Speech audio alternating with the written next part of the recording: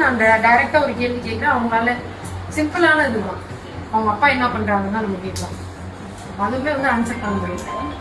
Father என்ன பண்றாங்க, profession. ஒரு அக்கா ஸ்தானத்துல தான் அதை அவங்க பேசுறாங்க. அதனால யாரும் அதை தவற எடுத்துக்குவாங்க.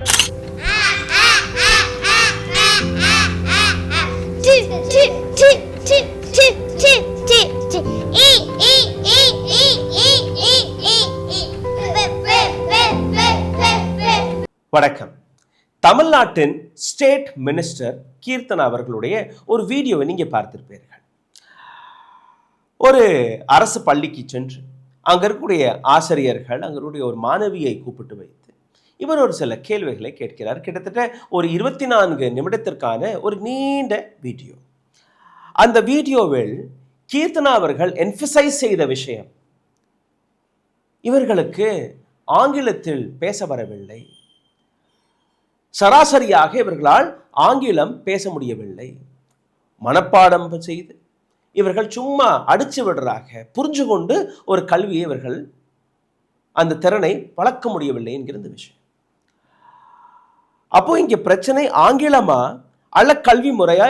இந்த விஷயத்தை நீங்க முதலில் புரிந்து கொள்ள வேண்டும்.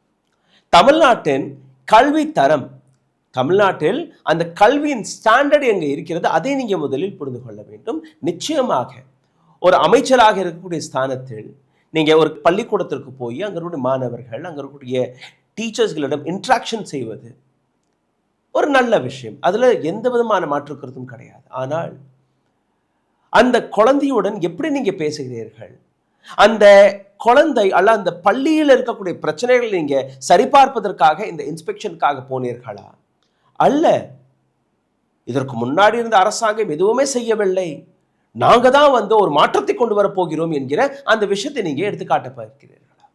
அப்படி இருந்தால் கூட தவறு கிடையாது. இந்த பாருங்க, கிளாஸ் ரூம் சரியில்லை, பள்ளிக்கூடம் சரியில்லை, ஆசிரியர்கள் சரியில்லை, பாடப்புத்தகம் சரியில்லை, இதை நாங்க ஒரு உயர்கல்விக்கான ஒரு குளோபல் ஸ்டாண்டர்ட்ல நாங்க கொண்டு வர போகிறோம் அப்படியெல்லாம் நீங்க செஞ்சுட்டு பேசினீர்கள்னா எந்த விதமான கேள்வியும் வராது. டெல்லியில் அரவிந்த் கெஜ்ரிவால் இதே போன்ற விஷயங்களை தான் செய்தார். ஒவ்வொரு பள்ளிக்கூடத்துடைய தரத்தை குளோபல் ஸ்டாண்டர்டில் கொண்டு போய் நிறுத்தது. ஆசிரியர்கள் அவர்களை வெளிநாடுகளுக்கு அனுப்பி ஒரு டீச்சர்ஸ் ட்ரைனிங் புரோகிராம்களில் அனுப்பி, மாணவர்களை ஸ்டூடெண்ட் எக்ஸ்சேஞ்ச் புரோகிராம்களில் அவர்களை வெளிநாடுகளுக்கு அனுப்பி, பள்ளிக்கூடங்களுடைய இந்த ஸ்டாண்டர்டை நீங்க பார்த்தீர்கள். ஸ்விம்மிங் பூல் என்ன, ஏசி கிளாஸ் ரூம்ஸ் என்ன, ஸ்மார்ட் கிளாஸ் ரூம் என்ன, ஒரு பிரைவேட் ஸ்கூல்ல என்னெல்லாம் இருக்கிறதோ அதை விட மேலாக டெல்லியின் பள்ளிக்கூடங்கள், அரசு பள்ளிக்கூடங்கள் மாறியது. ஆனால் இந்த இடத்துல கீர்த்தனா அவர்கள் பேசியது என்ன? இந்த குழந்தைக்கு ஆங்கிலத்தில் சராசரியாக பேச முடியவில்லை. அப்போ ஆங்கிலத்தில் கதைப்பது அல்ல ஒரு தாய்மொழியில் கதைப்பது, இது சமமாக பார்க்க முடியும்? அல்ல ஒரு கல்வித்தரத்தை தன்னுடைய தாய்மொழியில் கற்றுக்கொள்வதும் ஒரு ஃபாரின் லாங்குவேஜில் கற்றுக்கொள்வதும் அது சரியாக இருக்குமா என்கிற ஒரு மிகப்பெரிய கேள்வி சோஷியல் மீடியாவில் நேற்றிலிருந்து பலமாக பேசப்படுகிறது. ஒரு பக்கம் கீர்த்தனா அவர்களை பாராட்டக்கூடிய நபர்கள், இன்னொரு பக்கம் விமர்சிக்கக்கூடிய நபர்கள். இது ஒரு நேஷனல் நியூஸாக மாறிவிட்டது நேற்றிலிருந்து. அதனால்தான் இந்த வீடியோ பதிவை நான் உங்களுக்கு முன்பு எடுத்து வைக்கிறேன். English versus mother tongue education, ஆங்கில மொழி பாடத்திட்டம் அல்ல தன்னுடைய தாய்மொழியில் நீங்க என்ன கற்றுக்கொள்கிறீர்கள்? ஒரு பேலன்ஸ் எஜுகேஷன் சிஸ்டத்தை இன்னைக்கு நாம் உருவாக்க வேண்டிய அவசியம் இருக்கிறது. தமிழ்நாட்டில் இருக்கக்கூடிய எஜுகேஷன் சிஸ்டம் மற்றும் கீர்த்தனா அவர்களுடைய இந்த கான்ட்ரோவர்சியான இந்த வீடியோ, இந்த இரண்டையுமே நாம் ஒப்பிட்டு இன்னைக்கு பார்க்க வேண்டும். என்ன பேசுகிறார், என்ன கேட்டார்? What is your father's name, what is your name, இதை தானே கேட்கிறார். அதற்கு அந்த குழந்தை பதிலும் கூறுகிறது. ஒரு அமைச்சர் வந்து கேட்கும்போது கொஞ்சம் பம்மையினால் கூட அந்த ஆசிரியர் கேட்கும்போது நிச்சயமாக அந்த குழந்தை அதற்கான பதிலை கொடுக்கிறார். But Keerthana was adamant to prove her point. இந்த குழந்தைக்கு ஆங்கிலமே தெரியல, பேச வரல, கல்வித்தரம் தமிழ்நாட்டில் மிக மோசமாக இருந்தது. ஸோ அந்த குழந்தை அந்த ஆசிரியர் கேட்ட அந்த கேள்விக்கு பதில் கொடுக்கும்போது அட்லீஸ்ட் அந்த குழந்தையை நீங்கள் பாராட்டி இருக்கணும், அல்ல பாராட்டக்கூட வேண்டாம், தட்டி கொடுத்துக்கலாம். இல்லை அந்த டீச்சரை நீங்கள் தன்னுடைய அறையில் கூட்டிகிட்டு போய் பிரின்சிபல் ஆஃபீஸில் வச்சு யாருக்கெல்லாம் எந்த தரத்தில் அந்த டீச்சர்ஸ் இருக்கிறார்கள், அது மாதிரியான விஷயங்களை நீங்கள் கேட்டு தெரிஞ்சுக்கொள்ளலாம். அது தனி விஷயம். ஆனால் ஒரு வீடியோ பதிவிட்டு அந்த வீடியோவை நீங்களே சோஷியல் மீடியாவில் பகிர்வது, ஒரு குழந்தையுடைய மொராலை எந்த அளவில் நீங்கள் சிதைத்திருக்கிறீர்கள் உங்களுக்கு புரியவில்லை. ஒரு குழந்தையுடைய தகப்பனாருடைய பெயரை நீங்கள் கேட்கிறீர்கள், தவறு கிடையாது. ஆனால் அந்த குழந்தைக்கு தகப்பனார் இருக்காரா இல்லையா தெரியுமா? அந்த குழந்தையுடைய தகப்பனார் ஒரு கவர்மெண்ட் ஸ்கூலில் படிக்கக்கூடிய குழந்தை, விவசாயியாக இருக்கலாம், கூலி தொழிலாளியாக இருக்கலாம், இல்லை வேறொரு வேலைக்கு போகக்கூடிய நபராக இருக்கலாம், இல்லை வேலைக்கே போக முடியாமல் ஏதோ ஒரு கஷ்டத்தில் இருக்கக்கூடிய குடும்பமாகவும் இருக்கலாம். பப்ளிக்கலி அவங்க அப்பா என்ன பண்ணுறாரு கேளுங்க. இது எல்லாம் ஒரு குழந்தையுடைய மொராலை உடைக்கக்கூடிய விஷயங்களாக இருக்கிறது. Now I'm not coming in to the politics side. Now let me come to exact what the problem here is. Keerthana அவர்கள் ஜூலை 2ஆம் தேதி 2026ஆம் ஆண்டு ஒரு அரசு பள்ளிக்கூடத்திற்கு, சிவகாசி விருதுநகர் டிஸ்ட்ரிக்டில் இருக்கக்கூடிய ஒரு பள்ளிக்கூடத்திற்கு போகிறார். அங்கே போய் நடந்த அந்த விஷயத்தை தான் நீங்கள் இப்போ வீடியோவில் பார்த்து கொண்டு இருக்கிறீர்கள்.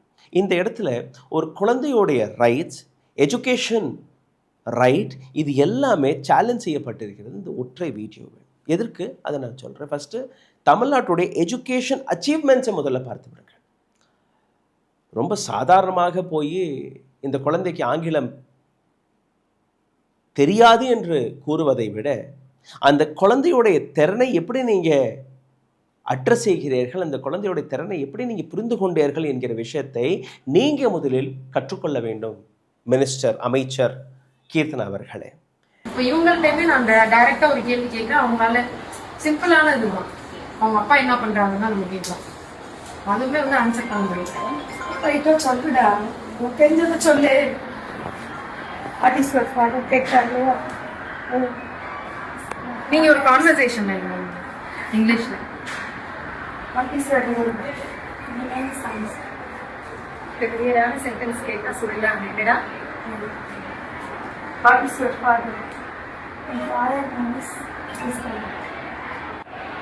ஃபாதர் என்ன பண்றாங்க? What is your father's profession? Profession.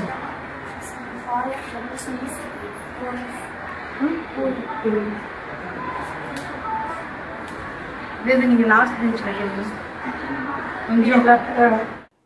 இந்த வீடியோவில் உங்களை இன்னும் ஆழமாக குறிச்சலுக்கு முன்பு ஒரு செய்தி கோரிக்கை. எங்களுடைய சேனலை தொடர்ந்து முடக்கக்கூடிய வேலையை பார்த்து வருகிறார்கள். இதிலிருந்து மீட்டெடுப்பதற்காக உங்களுடைய உதவி தேவைப்படுகிறது. நீங்கள் செய்ய வேண்டிய ஒரு சில சாதாரணமான விஷயங்கள்: லைக், ஷேர், சப்ஸ்கிரைப் பட்டனை தட்ட மறக்காதீர்கள். உங்களுடைய கேள்விகளை, கருத்துக்களை கீழே கமெண்ட் பாக்ஸில் எழுதிவிடுங்கள். இதையும் தாண்டி பொருளாதார ரீதியாக எங்களை தொடர்ந்து முடக்கக்கூடிய வேலையை பார்த்து வருகிறார்கள். இதிலிருந்து மீட்டெடுப்பதற்காக அருகில் இருக்கக்கூடிய QR கோடை பயன்படுத்தி உங்களால் முடிந்த உதவியை நீங்கள் தெரிவிக்கலாம்.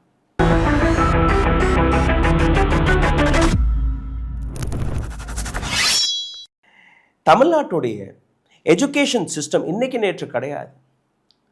1919ஆம் ஆண்டு 20ஆம் ஆண்டிலிருந்தே தமிழ்நாட்டில் கல்விக்கான ஒரு மிகப்பெரிய போராட்டம் நடந்தது. ஜஸ்டிஸ் பார்ட்டி 1916ஆம் ஆண்டிலிருந்து மெட்ராஸ் பிரசிடென்சி இருக்கும் போதிலிருந்து 1920ஆம் ஆண்டு அவர்கள் இன்ட்ரடியூஸ் செய்த ஒரு மிக முக்கியமான விஷயம் கம்பல்சரி எலிமெண்ட்ரி எஜுகேஷன். அனைத்து குழந்தைகளுக்குமே கட்டாய பாடத்திட்டம் எலிமெண்ட்ரி வரை அவர்கள் போயே தீர வேண்டும். பிராமணர்கள் மட்டும்தான் அந்த காலகட்டத்தில் பள்ளிக்கூடங்களுக்கு போவார்களாம். நான் பிராமின் கம்யூனிட்டியில் இருக்கக்கூடிய குழந்தைகளுக்கு குறைந்த ஃபீஸ் அல்ல ஃபீஸே இல்லாமல் பாடத்திட்டங்களை கற்றுக்கொள்ளக்கூடிய அந்த விஷயம். எஜுகேஷன் இன் இங்கிலீஷ், தமிழ் மட்டுமல்ல ஆங்கிலத்தையும் அவர்கள் அன்னைக்கே இன்ட்ரடியூஸ் செய்தார்கள். ஆனால் என்ஃபசைஸ் செய்தது மதர் டங் எஜுகேஷன், தாய்மொழியில் ஒரு பாடத்திட்டத்தை கற்றுக் கொடுக்க வேண்டும் என்கிற அந்த விஷயம். இதில் அண்ணாமலை யூனிவர்சிட்டி ஒரு மிகப்பெரிய பங்களித்திருக்கிறது. சரி, இந்த வரலாற்றில் மிக முக்கியமான இன்னொரு விஷயத்தை நீங்கள் பாருங்கள். தமிழ்நாட்டில் இருக்கக்கூடிய graduation enrolment rate, higher education 47 50% தமிழ்நாட்டில் இருந்து படிக்கக்கூடிய மாணவ மாணவிகள் 47 50% குழந்தைகள் வரை ஹையர் எஜுகேஷனை தொடுகிறார்கள். Rest of India, UP, Bihar, Haryana, Maharashtra, இன்னும் சொல்ல போனால் கேரளா, கர்நாடகா எல்லாத்தையும் எடுத்துக்கொள்ளுங்கள். அனைத்துமே நீங்க சேர்த்து பார்த்தீர்களா, it is only 28.4%. Tamil Nadu is at 50%. 12ஆம் வகுப்புக்கு மேல கிராஜுவேஷனுக்காக என்ரோல் செய்யக்கூடிய குழந்தைகளோட எண்ணிக்கை. அப்போ அவர்கள் கல்வி அறிவு இல்லாமல், கல்வித்தரன் இல்லாமல் அந்த கிராஜுவேஷன் என்ரோல்மெண்ட்டுக்கு போறார்களா? My point number 2, women and male, female and male, இந்த செக்ஷனை நீங்கள் பார்த்தீர்கள்னா 28.5% பெண்கள், 28.3% ஆண்கள். கிட்டத்தட்ட சமமாக தான் இருக்கிறது. ஆனால் ஒரு சில புள்ளிகளில் பெண்கள் தான் அதிகமாக படிக்கிறார்கள் தமிழ்நாட்டில். Globally, Tamil Nadu comes in top countries. Australia, London, Europe, Britain, America, இது போன்ற நாடுகளுடன் காம்பீட் செய்யக்கூடிய லெவல்ல தமிழ்நாட்டுடைய எஜுகேஷன் இருக்கு. ஆங்கிலத்தில் பேசினால் மட்டும்தான் ஒரு குழந்தை திறமையான குழந்தை என்று நீங்க நம்பக்கூடாது. தன்னுடைய தாய்மொழியில் பேசுவது கூட அந்த குழந்தையுடைய கல்வி அறிவை மிகப்பெரிய அளவில் உயர்த்தி வைக்கும். யுனெஸ்கோவுடைய ஒரு ரிப்போர்ட் வெளிவந்தது. யுனெஸ்கோ வெளிவிட்ட அந்த ரிப்போர்ட்ல நீங்க பார்த்தீர்கள்னா, ஒரு குழந்தை தன்னுடைய தாய்மொழியில் கற்றுக்கொள்வதுதான் சிறந்த கல்வி முறை என்று அவர்கள் எடுத்து வைத்திருக்கிறார்கள். தமிழ்நாட்டில் தமிழ், ஆந்திராவில் தெலுங்கு, ஹரியானாவில் ஹரியானவி, பஞ்சாப்ல பஞ்சாபி, வெஸ்ட் பெங்கால்ல பெங்காலி. அப்போ அங்கங்க இருக்கக்கூடிய தாய்மொழியில் அவர்கள் கற்றுக்கொள்ளும் போது அந்த குழந்தையுடைய அந்த பேசிக் எஜுகேஷன் ரொம்பவே ஸ்ட்ராங்காக மாறி. அதற்காக ஆங்கிலம் தேவையில்லை என்றெல்லாம் இங்கே கூறவில்லை. நிச்சயமாக ஆங்கிலம் தேவை. ஒரு குழந்தை எத்தனை மொழிகள் கற்றுக்கொண்டால் கூட அந்த குழந்தைக்கு அந்த வாய்ப்பு கிடைக்கணும். இதில் எந்த விதமான தவறும் கிடையாது. எனக்கு கிட்டத்தட்ட ஒரு 5-6 மொழிகள் தெரியும். ஹிந்தியில் பேசுவேன், தமிழில் பேசுவேன், ஆங்கிலம் எனக்கு தெரியும், பஞ்சாபி எனக்கு தெரியும், தெலுங்கு ஓரளவு நல்லா பேசுவேன், ஓரளவு நல்லா புரிஞ்சுப்பேன். ஸோ இந்த மாதிரி பல மொழிகள், உருது எனக்கு நல்லாவே பேச வரும். ஸோ 6-7 மொழிகள் எனக்கே தெரியும். ஸோ இந்த மாதிரி ஒவ்வொரு குழந்தையும் பல்வேறு மொழிகளை கற்றுக்கொள்வது எந்த விதத்திலுமே தவறு கிடையாது. ஆனால் தன்னுடைய அரசியல் லாபத்திற்காக நீங்கள் பார்த்தீர்கள்னா, இந்த புதிய அரசாங்கத்துடைய அரசியல்வாதிகள் கிளாஸ் ரூம்ல இருந்து தன்னுடைய அரசியலை எடுத்து வைப்பது மிகவும் தவறான ஒரு விஷயமாக நான் பார்க்கிறேன். இதற்கு முன்னாடி நீங்க பார்த்தீர்கள்னா, விஜய் அவர்களுடைய படத்தை எடுத்துக்கொண்டு அவருடைய பிறந்தநாள் அன்று இதே போன்ற ஒரு கவர்மெண்ட் ஸ்கூலுக்குள்ள போய் அவருடைய படத்தை மாட்டக்கூடிய அந்த காட்சியெல்லாம் நீங்க பார்த்தீர்கள். எஜுகேஷன் சிஸ்டத்திற்கான ஒரு ஃபீஸ் ஸ்ட்ரக்சரை நீங்க மாற்றுவதற்கான ஒரு அறிவிப்பை கொடுத்தீர்கள். அந்த ஃபீஸ் ஸ்ட்ரக்சர் இன்னைக்கு வரை இம்ப்ளிமெண்ட் ஆனதா இல்லையா என்கிற இதுதான் மாற்றம். அதை நீங்க சரி பார்த்தீர்களா? பிரைவேட் ஸ்கூல்ஸ் நீங்க போட்ட அந்த ஆணையை ஏற்றுக்கொண்டார்களா? பிரைவேட் ஸ்கூல்ஸ்கள்ல அந்த ஃபீஸ் ஸ்ட்ரக்சர் இம்ப்ளிமெண்ட் ஆனதா?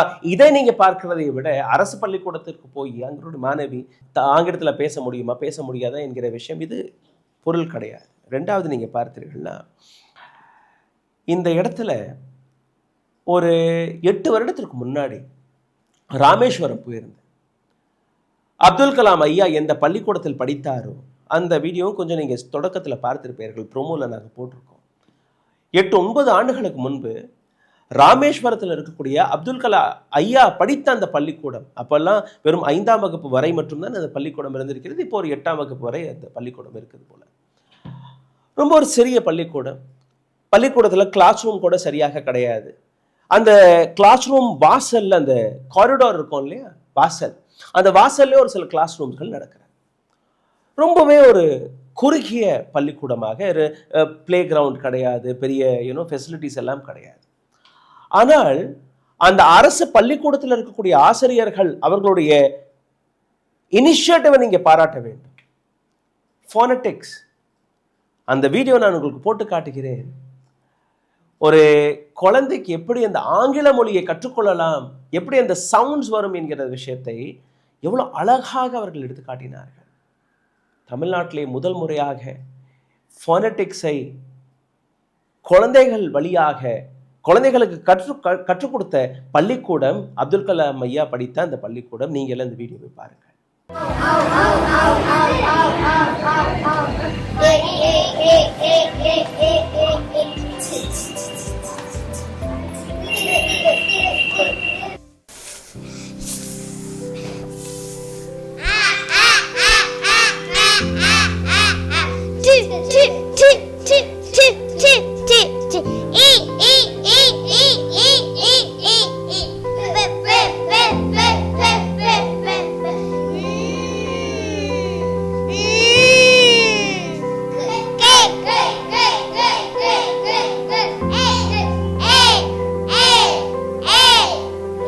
எட்டு ஆண்டுகளுக்கு முன்பு எடுத்த அந்த வீடியோ, அங்கிருந்து வந்த அந்த ஐடியா கொஞ்சம் கொஞ்சமாக பல்வேறு பள்ளிக்கூடங்களுக்கு பரவியது, தமிழ்நாடு முழுவதும் பரவியது.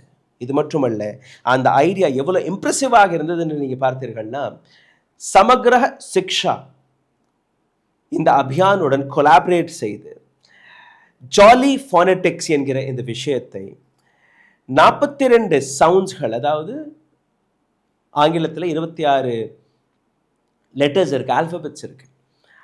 அதுல 42 சவுண்ட்ஸ்களை எப்படி குழந்தைகள் சுலபமாக பார்க்கலாம், படிக்கலாம், பிளெண்டிங், தன்னுடைய ரீடிங் கேப்பபிலிட்டிஸை எப்படி அவர்கள் எடுத்து வைக்கலாம், ஸ்டோரிஸ், ஆக்ஷன், சாங்ஸ், கேம்ஸ், விளையாட்டுக்கள், இதை வைத்து இதை இம்ப்ளிமெண்ட் செய்ய வேண்டும் என்கிற விஷயத்தை MK ஸ்டாலின் அவர்கள் எடுத்து வைக்கிறார்.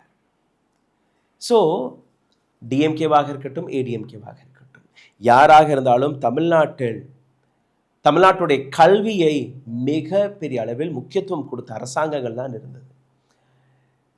திடீர் என்று நீங்கள் உங்களுக்கு ஆங்கிலம் தெரியாது என்று நீங்கள் கூறக்கூடாது. அப்படி தமிழ்நாட்டுடைய கல்வி திறன் குறைவாக இருந்திருந்தால் இன்னைக்கு குளோபல் மார்க்கெட்டில் தமிழ்நாட்டில் இருக்கக்கூடிய மக்கள் ஐடி செக்டரில் கொடி கட்டி பறந்திருக்க மாட்டார்கள். அதே நேரத்தில் கீர்த்தனா அவர்களுடைய அந்த விஷயத்தை நான் ஏற்றுக்கொள்கிறேன். ஏன்னா ஆங்கிலம் என்பது ஒரு குளோபல் லாங்குவேஜ். அங்கே வெளிநாடுகளுக்கு நீங்கள் போய் வேலை பார்க்கும்போது, அல்ல ஒரு கிராமத்திலேருந்து நகரத்திற்கு ஒரு ஐடி கம்பெனிகளில் நீங்கள் சேரும்போது ஆங்கிலம் ஒரு இக்கட்டான பிரச்சனைகள் குழந்தைகளை சிக்க வைக்கிறது. அதில் எந்த விதமான மாற்று கருத்தும் கிடையாது. அதை சரிபார்ப்பதற்காக தான் இந்த ஜாலி ஃபோனடிக்ஸ் போன்ற ப்ரோக்ராம்ஸ்களை தொடங்கினார்கள். மிட் டே மீல்லேருந்து தொடங்கி, பிரேக்ஃபாஸ்ட் மீல்லேருந்து தொடங்கி, இந்த ஜாலி ஃபோனடிக்ஸ்லேருந்து இது போன்ற பல்வேறு விஷயங்களை தொடர்ந்து ஒவ்வொரு அரசாங்கமும் செய்து கொண்டு தான் இருக்கிறது. அப்போது நீங்கள் என்ன செய்ய வேண்டும்? சரி, இந்த அளவில் ஒரு எஜுகேஷன் சிஸ்டம் தமிழ்நாட்டில் இருக்குது.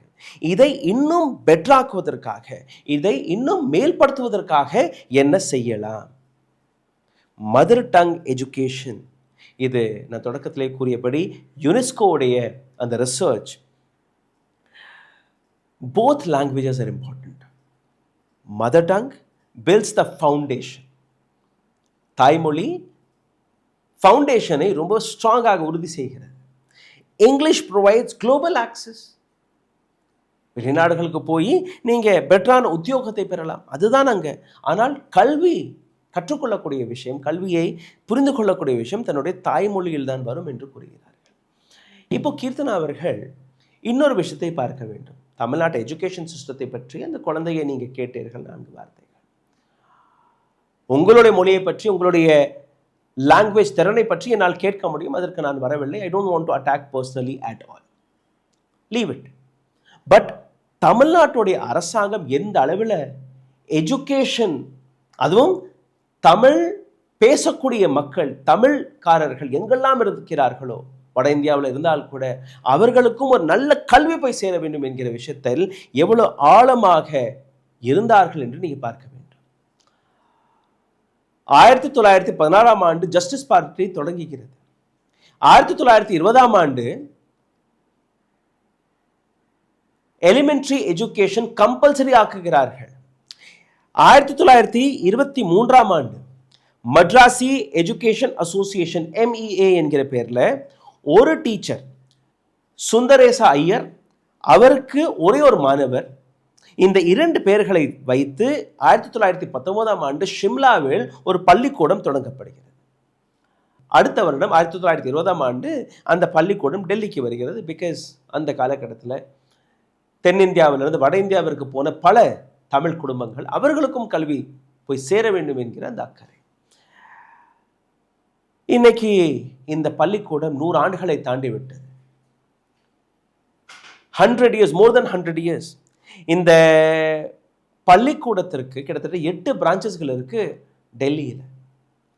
இந்த 8 பிரான்ச்சஸ்களில் ஒவ்வொரு வருடமும் 7000க்கும் மேற்பட்ட மாணவர்கள் படித்து வெளியே போறார்கள். ஒவ்வொரு வருடமும் 500க்கும் மேற்பட்ட டீச்சர்ஸ்கள் இந்த பள்ளிக்கூடத்தில் வேலை பார்க்கிறார்கள். ஒரு தமிழ் பாடம் சொல்லிக் கொடுக்கக்கூடிய ஒரு பள்ளிக்கூடம். 1ஆம் வகுப்பிலிருந்து 8ஆம் வகுப்பு வரை நீங்கள் தமிழில் கட்டாயமாக படிக்கணும். அதுக்கப்புறம் நீங்கள் எந்த மொழி வேணாலும் எடுத்துக்கலாம். ஹிந்தி, சான்ஸ்கிரிட், தமிழில் ஒரு ஆப்ஷன் இருக்கும். சரி, இந்த பள்ளிக்கூடத்திற்கு தமிழ்நாட்டு அரசாங்கம் எப்படி உதவியது அதையும் நீங்கள் பார்க்க வேண்டும். 1970 ஆண்டு கருணாநிதி அவர்கள் இதற்காக ஃபண்டிங்ஸ் எல்லாம் ஒதுக்கி அங்கே இருக்கக்கூடிய பில்டிங்ஸ் எல்லாம் மேற்பார்த்து கொடுத்து இந்த பள்ளிக்கூடத்துடைய பெயரை புதிதாக மாற்றினார்கள். Delhi Tamil education association senior secondary school. 8 பிரான்ச்சஸ்கள் இருக்கு, 1-2 அல்ல. எல்லாமே பிரம்மாண்டமான பெரிய பெரிய பள்ளிக்கூடங்கள். 100 ஆண்டுகள் 2023 ஆண்டு முடிந்தது. தமிழ் மைக்ரன்ஸ் வட இந்தியாவில் இருந்தால் கூட அதற்காக தமிழ்நாட்டு அரசாங்கம் அங்க இருக்கக்கூடிய குழந்தைகளுக்காக செய்த சாதனை, படைத்த சாதனை அந்த பள்ளிக்கூடம். ஸோ தமிழ்நாட்டு அரசாங்கம் நிச்சயமாக கல்விக்காக எடுத்து வைத்த அந்த அக்கறை, குழந்தைகளை பற்றி குழந்தைகளுடைய கல்விக்காக எடுத்துக்காட்டிய அக்கறை கொஞ்சம் நெஞ்சம் அல்ல. ஆங்கிலம் தெரிஞ்சால் மட்டும்தான் ஒரு குழந்தை திறமையான குழந்தை என்று நீங்க கருதுவது தவறு. This is my personal opinion. You may have a different opinion. நிச்சயமாக ஒரு குழந்தைக்கு ஆங்கிலம் கற்றுக்கொள்ள கொடுக்கணும். ஒரு சரியான மொழியில் இந்த குழந்தை பேசணும். எந்த விதமான கிராமட்டிக்கல் மிஸ்டேக் இல்லாமல் பேசணும். அதெல்லாம் ஒரு சரியான விஷயம். I am not against that. ஆனால் அந்த குழந்தைக்கு தெரியவில்லை. இன்னொரு பக்கம் நீங்கள் பார்த்தீர்கள்னா இந்த குழந்தைகள் எல்லாருமே, இல்லை இதற்கு முன்னாடி ஒரு ஜென்ரேஷன் நீங்கள் போனீங்கன்னா கூட எல்லாருமே ஃபர்ஸ்ட் டைம் கிராஜுவேட்ஸ். இதற்கு முன்னாடி 7ஆம் வகுப்பு 8ஆம் வகுப்புடன் படிப்பை முடித்துக்கொண்ட நபர்கள் ஏராளமான நபர்கள். இப்போ அவர்கள் எல்லாம் என்ன செய்கிறார்கள்? என்னுடைய குழந்தைக்கு இன்ஜினியரிங் வேணும், கிராஜுவேஷன் காலேஜுக்கு போகணும், மெடிக்கல் போகணும், நீட் பரீட்சை எழுதணும். நான் கூலி வேலை பார்த்து என்னுடைய வாழ்க்கையை முடிச்சுட்டேன், இட்ஸ் ஓகே. பட் என்னுடைய மகன், என்னுடைய மகள் காலேஜுக்கு போகணும். அந்த காலேஜுக்கு அப்புறம் நல்ல உத்தியோகம் கிடைக்கல, அது வேற விஷயம். பட் என்னுடைய குழந்தை காலேஜுக்கு போகணும் என்கிற அந்த விஷயத்தை இந்த மண்ணில் இருக்கக்கூடிய பெற்றோர்கள் உணர்ந்ததற்கு பின்பு அந்த உணர்வை தூண்டிய அரசாங்கத்தை நீங்க பாராட்டாமல் அந்த குழந்தைக்கு ஆங்கிலம் தெரியவில்லை என்று கூறுவது ஒரு தவறான ஸ்டாண்ட். அதற்கு கல்வித்துறை அமைச்சர் ராஜமோகன் அவரும் ஒரு விளக்கத்தை கொடுத்திருக்கிறார். நீங்க கேளுங்க. அதாவது ஆய்வு பணிகிறது காலங்காலமாக நடைபெறுவது தான். அது ஒவ்வொரு அமைச்சரும் ஒவ்வொரு சட்டமன்ற உறுப்பினரும் சம்பந்தப்பட்ட அவர்களினுடைய தொகுதியில் இருக்கக்கூடிய பல்வேறு வகையான இடங்களுக்கும் சென்று ஆய்வு செய்வது என்பது ஒரு மரபு தான். சம்பந்தப்பட்ட நிகழ்வுல கூட நான் அமெரிக்கால இருந்து கூட அது குறித்து விசாரித்த போது மாண்புமிகு அமைச்சர் அவங்க எதுவுமே எடுக்கல, காணொலியோ கேட்பொலியோ மாண்புமிகு அமைச்சர் அந்த அம்மா எதுவுமே எடுக்கல. சொல்லப்போனால் அவங்களே தமிழ் வழி கல்வியில் படித்த ஒரு சகோதரி தான். ஒரு மாற்றுத்திறனாளியினுடைய மகளாக பிறந்து தமிழ் வழி கல்வியில் பிறந்து இன்று ஆங்கிலத்தில் நன்றாக பேசக்கூடிய ஒரு தனித்திறமை வளர்த்து கொண்ட ஒரு அரசியல் ஆளுமை தான். அதனால் இது அங்கிருந்து மற்ற ஊடகங்கள் எடுத்த காணொளிகள் வந்து அதன் பிறகு தொடர்ச்சியாக அது சர்ச்சையாக மாறியது. மற்றபடி இந்த ஆய்வுகள் என்பது அது ஒரு மரபு தான், அதை யாரும் தவறாக எடுத்துக்கொள்ளக்கூடாது. From a government perspective, maybe he is right. I'm not denying it. But இன்னைக்கு உங்களுடைய ஆட்சி இருக்கு. இந்த எஜுகேஷன் சிஸ்டத்தை எப்படி அப்லிஃப்ட் செய்ய வேண்டும் என்கிற அந்த ஐடியாஸ்களை நீங்கள் கொண்டு வர வேண்டுமே ஒழிய இதற்கு முன்னாடி எல்லாமே தவறாக நடந்தது, எதுவுமே நடக்கவில்லை என்று கூறுவது எப்படி நரேந்திர மோடி அவர்கள் தொட்டதற்கெல்லாம் நெஹ்ருதான் காரணம் என்று கூறுகிறாரோ, இன்னைக்கு 12 ஆண்டுகள் முடிந்த பின்பு கூட நீங்கள் என்ன செய்தீர்கள், இல்லை நெஹ்ருதான் காரணம் என்று கூறுகிறாரோ, அதே போன்றுதான் அதே வழியில் தான் நீங்களும் செல்ல பார்க்கிறீர்கள். ரீல் வழியாக, வீடியோஸ் வழியாக ஒரு அரசாங்கத்தை நடத்த முடியாது. ஆங்காங்கே ஃபோட்டோக்களை மாற்றுவதனால் அரசாங்கத்தை நடத்த முடியாது. மாற்றம் என்பது கீழிருந்து வர வேண்டும். அந்த மாற்றத்தை நான் எதிர்பார்த்தது எப்படின்னா, விஜய் அவர்கள் தன்னுடைய படத்தலை அல்ல தன்னுடைய போஸ்டர்ஸ்களை, தன்னுடைய கட் அவுட்ஸ்களை அங்கங்கே போட மாட்டார். அதற்கும் ஒரு சட்டத்தை கொண்டு வந்தார், எங்கேயுமே போஸ்டர் ஒட்டக்கூடாது. அடுத்த நாளே நீங்கள் பார்த்தீர்கள், அவருடைய கட்சி ஆள்களே அவருடைய போஸ்டர்ஸ், அவருடைய கட் அவுட்ஸ்களை நகரம் முழுவதும் ஒட்டி வந்தார்கள். விஜய் அவர்களால் ஒரு வார்த்தை கூட பேச முடியவில்லை. விஜய் அவர்கள் போட்ட திட்டம் தானே ஸ்கூல் எஜுகேஷன் ஃபீஸ்க்கான அந்த ஸ்ட்ரக்சர். எந்த பள்ளிக்கூடம் எவ்வளோ அதை இம்ப்ளிமெண்ட் செய்தது, எந்த விதமான அக்கௌண்டபிலிட்டியுமே கிடையாது. அப்போது ஒரு அமைச்சராக இருக்கக்கூடிய நீங்கள் அல்ல உங்களுடைய அரசியல்வாதிகள் இது போன்ற இன்ஸ்பெக்ஷன்ஸ்களுக்கு போகிறது பாராட்டக்கூடிய விஷயம். ஆனால் அங்கே உண்மையான பிரச்சனைகளை நீங்கள் பார்க்க வேண்டுமே ஒழிய தன்னுடைய ரீல்ஸ்களுக்காக, தன்னுடைய பிரச்சாரத்திற்காக குழந்தைகளை பயன்படுத்தக்கூடாது. அதுவும் குழந்தையுடைய மொராலை டவுன் செய்து. நன்றி, வணக்கம். ஊடகம் கார்ப்பரேட் அரசியல்வாதிகளின் கைப்பாவையாக, அடிமைகளாக இருந்தது போதும். இனி சாட்டை எடுத்து சுழற்றும் நேரம் வந்துவிட்டது. ஊடகம் பொதுமக்களாகிய உங்களுக்காக, உங்களாலேயே இயக்கப்பட வேண்டும். ஊடக சுதந்திரத்திற்காக உங்களின் பங்களிப்பை இன்றே அளித்திடுங்கள். ஓ, அப்ப அந்த மிஸ்டர் அண்ட் மிஸ்ஸஸ் பெர்ஃபெக்ட் உண்மையிலேயே வர்த்து. நரம்பு தளர்ச்சியிலிருந்து விடுபட்டு உடம்பு ஒரு புது வீரியம் பெற மா நேச்சுரல்ஸோட மிஸ்டர் பெர்ஃபெக்ட்டை யூஸ் பண்ணுங்க.